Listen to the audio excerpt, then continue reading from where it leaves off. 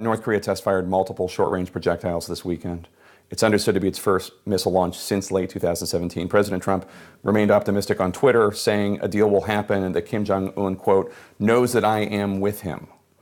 What do you make of all this? And as president, would you be willing to meet with Kim Jong-un?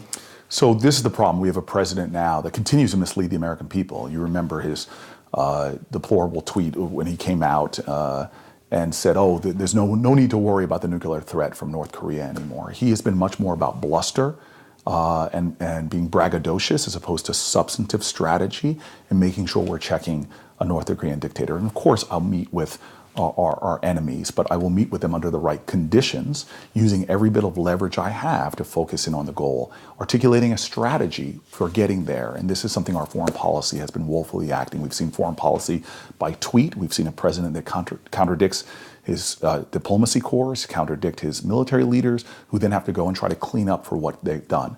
We have no strategy when it comes to foreign policy, and what's eroding right now is not only our position in the world, but even our alliances themselves and our allies, as I have these conversations, as I travel internationally, are beginning to question our commitment to fundamental democratic values when you have a president that seems to buddy up with the Chairman Kim or Duterte or Putin more than he's friends with people like May and Merkel and the people that are our real allies that can work with us to holding not just Russia accountable, China accountable, but these are critical allies we need in our trade deals. These are our critical allies we're going to need if we're going to deal with global climate change.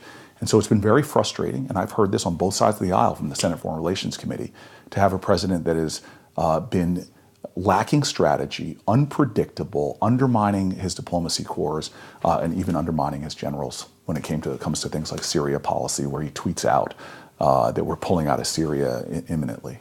There is a divide right now in the Democratic Party among the presidential candidates between some, like Vice President Biden, who seem to see President Trump as just an aberration, and others, like Bernie Sanders, who see Donald Trump as just the natural next Republican president, that he's not an aberration, that this is what Republicans now are. Where do you come down on that? Do you see him as an aberration, or do you see him as this is what the Republican Party is now? I think as long as the conversation is about Donald Trump, as long as I can turn on my TV and coast through channels and see him being talked about in every single interview, he's winning. I beat a machine here in Newark. There's an Oscar-nominated documentary about me challenging a machine with a charismatic a leader at the top of it.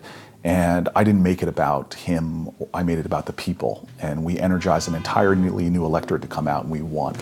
I think we're going to be defined as a party not by what we stand against, but by what we're for. And I want my Democratic Party now not even to be defined simply as trying to beat Republicans at a time where we need to unite Americans back to a sense of common purpose and common cause. I do not think this is a time that we need to fight fire with fire. I ran a fire department. It's not a really good strategy.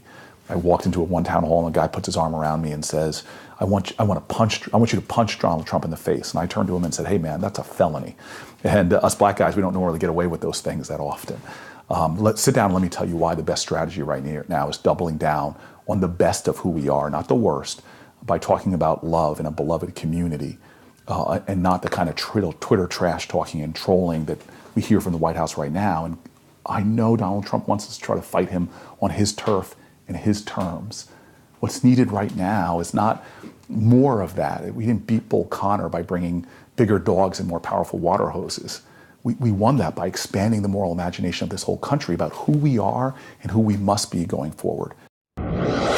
While we were in Newark, Senator Booker and I also took a walk in his neighborhood where the issue of gun violence has become quite personal for him. How prevalent has gun violence been in this area? You're literally standing where last year, as it was related to me, the shooter was over there with an assault rifle, killed Shahad Smith, who lived with me in Brick Towers right here. This is not an intellectual issue to me. It's not something I read about here about in the news. You are standing in a community that's been plagued by gun violence. And even though my mayor, Ross Baraka, continues to drive down the rates, this section of this street was one of the most violent places in New Jersey when I first moved here.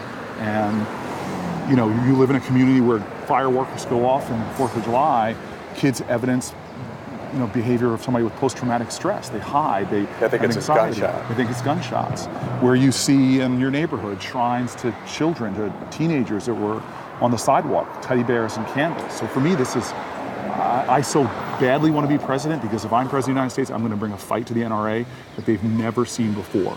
And I'll tell you what, people in this community know that this is not just a horrific mass shooting after horrific mass shooting. We have mass shootings in our country in the aggregate every single day. So there's a sense of urgency I have that every day we lose dozens of lives by not solving this problem, and that there are common sense things that even NRA members agree we should do, but we're not getting it done. Is that where you're going to push for? I understand you're going to introduce some gun legislation in the next few days. I'm going to come at this like folks have never seen before. I'm going to introduce policy and use tactics to end this nightmare in this country, and I come home and I'm reminded by the survivors of shootings, by the community fabric that's still torn, because people don't get that the one shooting in a neighborhood kills the business at a restaurant. People lose jobs, family members lose income. I mean, this is a problem that is at crisis levels in our country. In our lifetime, we're the same age, more people have died for gun violence than all the wars from the Revolutionary War till now combined.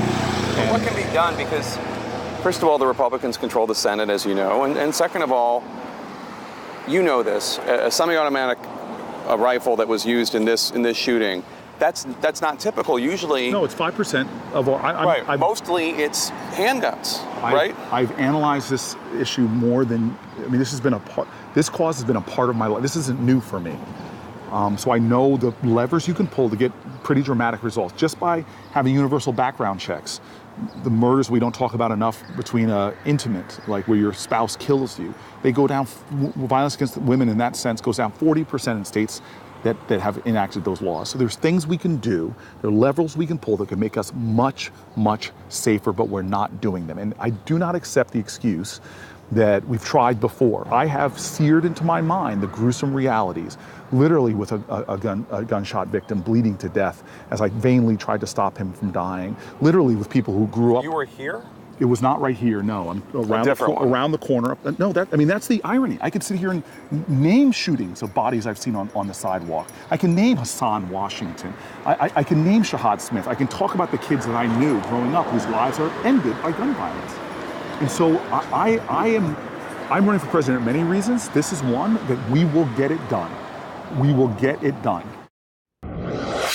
And literally, just minutes after I finished that interview, 2 people were wounded in a drive-by shooting just blocks from the senator's home.